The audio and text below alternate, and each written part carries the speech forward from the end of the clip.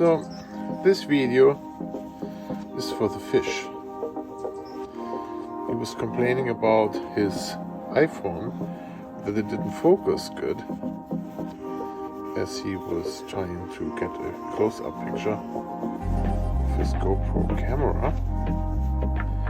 I'm going to give a quick shout out here in the description. You can click on the link for his channel.